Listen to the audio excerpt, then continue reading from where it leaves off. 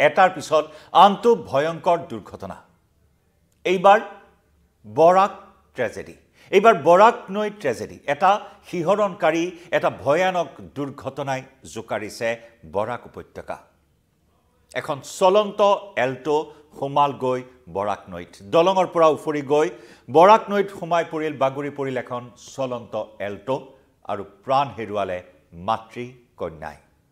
নমস্কাৰ প্ৰিয় দৰ্শক মই জয়ন্ত মাধৱ গোস্বামী আপোনাক স্বাগতম জনাইছো নিউজ 18 অসম নৰ্থ ইষ্টৰ ডিজিটেল লাইভলৈ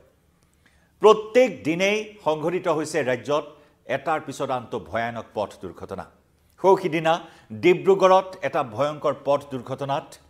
চেঁচা নৈ ট্ৰেজেডিত এজন যুৱকে প্ৰাণ হেৰুৱাইছিল এখন বিলাসী বাহন দুৰ্ঘটনাত পতিত হৈ চেঁচা নৈত সোমাই গৈছিল চেঁচা নৈত বাগৰি পৰিছিল আৰু সেই দুৰ্ঘটনাত ঈশান গগৈ নামৰ এজন যুৱকে প্ৰাণ হেৰুৱাইছিল তেনেকুৱা ধৰণৰ চাঞ্চল্যকৰ ঘটনা এটাৰ পিছত আনটো সংঘটিত হৈয়ে আছে এইবাৰ বৰাক নৈ ট্ৰেজেডি এই বৰাক নৈ ট্ৰেজেডিত মাতৃ কন্যাই অতি শোকাবহভাৱে প্ৰাণ হেৰুৱাবলগীয়া হ'ল নিশা প্ৰায়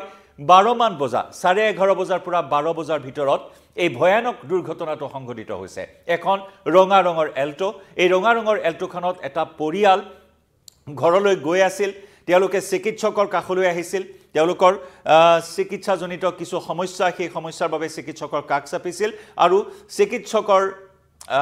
পৰামৰ্শলৈ তেওঁলোকে উভতাৰ পথত এই ভয়ানক এটা দুৰ্ঘটনা সংঘটিত হ'ল এই ভয়ানক দুৰ্ঘটনা ইমানে ভয়ানক আছিল যে নিশা প্ৰায় 11:30 বজাৰ পৰা 12 বজাত ঘন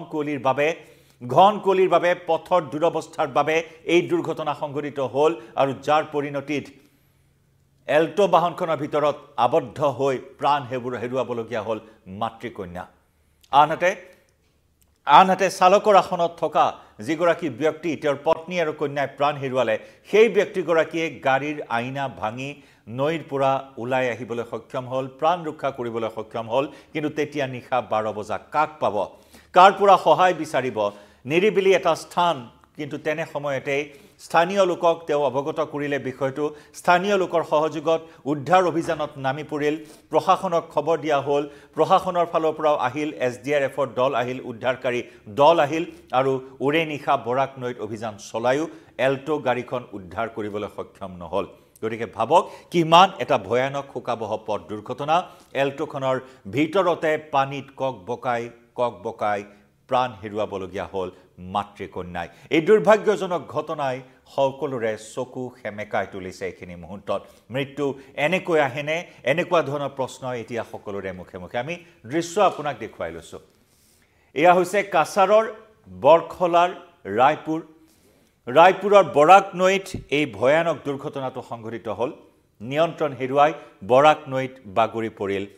এখন এল্টো বাহন আজি পুৱাৰ ভাগত স্থানীয় লোক মাছমৰীয়া সকলো নামি পৰিল উদ্ধাৰ অভিযানত এছডিআৰএফৰ লোক আজিও নামিল উদ্ধাৰ অভিযানত আৰু যৌথভাৱে চলোৱা এই অভিযানত অৱশেষত আজি পুৱাৰ ভাগত পুৱা প্ৰায় 7 মান বজাতহে বাহনখন উদ্ধাৰ কৰিব পৰা হ'ল আৰু বাহনখনৰ ভিতৰত মৃত অৱস্থাত উদ্ধাৰ কৰা হ'ল মাতৃকন্যাৰ নিথৰ দেহ উদ্ধাৰ কৰা হ'ল পুৱা 7 বজাতহে নিশা 11:30 বজাত হোৱা দুৰ্ঘটনা আজি পুৱা 7 বজাতহে মৃতদেহ উদ্ধাৰ কৰা হ'ল এই অভিশপ্ত এল্টো বাহনখন উদ্ধাৰ কৰিবলৈ সক্ষম হ'ল নিয়ন্ত্ৰণ এয়া পথ আমি দেখুৱাইছো এবাৰ পথটো চাই লওক এয়া হৈছে পথ এই পথটোতেই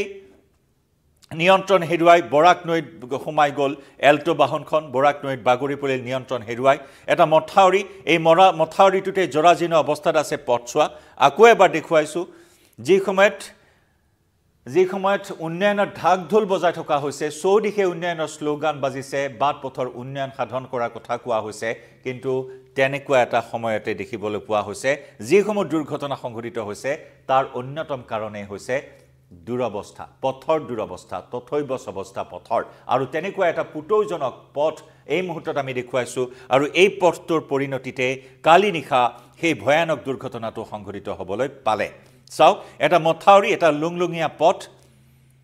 লুংলুঙীয়া পথ কোনো ধৰণৰ তাত পকীকৰণৰ ব্যৱস্থা নাই এটা কেঁচা পথ এটা মথাউৰি তাতে পথ নিৰ্মাণ কৰা হৈছে আৰু সেই পথটোতে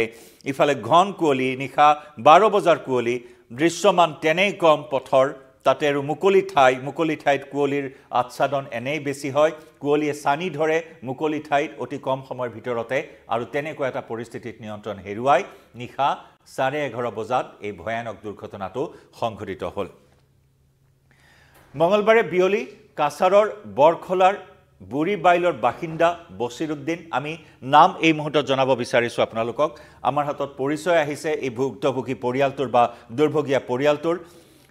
মঙলবাৰে বিয়লিৰ ভাগত বছিৰুদ্দিন ৰয়ছুদ্দিন নামৰ এজন লোকে তেওঁৰ পত্নী আৰু 13 মহীয়া কন্যা সন্তান এটি পানী কেঁচুৱা কবলৈ গলে এটি পানী কেঁচুৱা মৃত্যুমুখত পৰিল এই ভয়ানক দুৰ্ঘটনাত কাছাৰৰ বৰখলাৰ বুঢ়ীবাইলৰ বাসিন্দা ৰয়ছুদ্দিনে পত্নী আৰু 13 মহীয়া কন্যা সন্তানৰ সৈতে শিলচৰত চিকিৎসকৰ ওচৰলৈ গৈছিল আৰু চিকিৎসকক দেখা কৰি নিশা ঘৰলৈ উভতি অহাৰ পথত বৰখলাৰ ৰায়পুৰত নিয়ন্ত্ৰণ হেৰুৱাই পথৰ দুৰৱস্থাৰ বাবে এই দুৰ্ঘটনা সংঘটিত হ'ল ঘটনাৰ পিছতে ৰয়ছুদ্দিনে বাহনখনৰ গ্লাছ ভাঙি নিজকে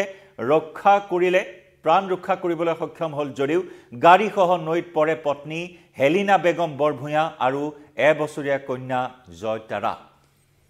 13 মহীয়া কন্যা জয়তাৰা আৰু পত্নী হেলিনা বেগম বৰভূঞা এনেদৰে এল্টোখনৰ ভিতৰতে ককবকাই থাকিল পানীৰ তলত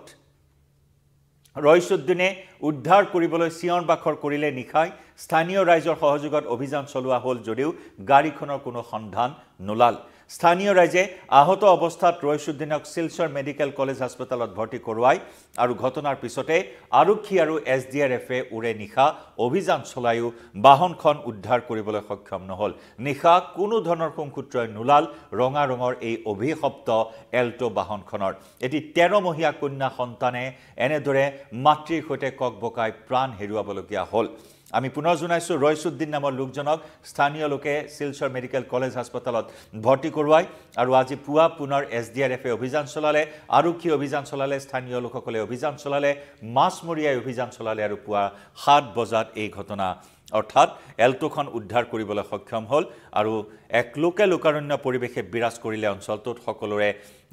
মাজত শোকৰ ছাঁ পৰিছে এই ভয়ংকৰ তথা শিহৰণকাৰী দুৰ্ঘটনাক লৈ আৰু এয়াই হৈছে পথৰ দুৰৱস্থা এই পথৰ দুৰৱস্থাৰ বাবে পুনৰ আন এক ট্ৰেজেডিয়ে জোকাৰি গ'ল বৰাক তথা সমগ্ৰ ৰাজ্য 2018 চনৰ এটা এনেকুৱা ট্ৰেজেডি আমাৰ সকলোৰে মনত আছে দিখৌ নৈ ট্ৰেজেডি য'ত এটা পৰিয়াল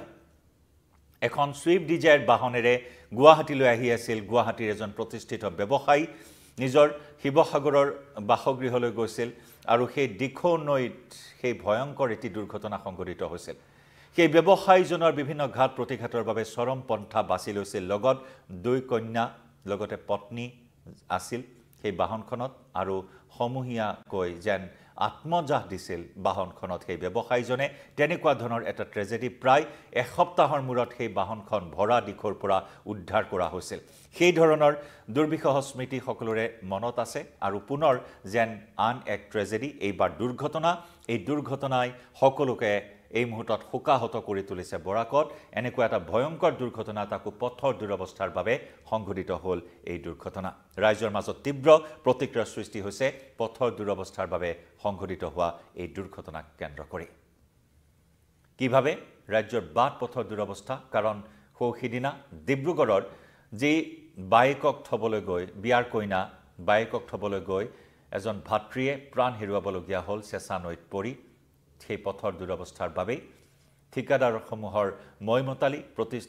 পথ নিৰ্মাণকাৰী প্ৰতিষ্ঠানসমূহৰ ময়মতালিৰ বাবে আৰু কিমান দুৰ্ঘটনা সংঘটিত হ'ব ৰাজ্যত জনাওক আপোনাৰো মতামত বিদায় লৈছো লাইভৰ পৰা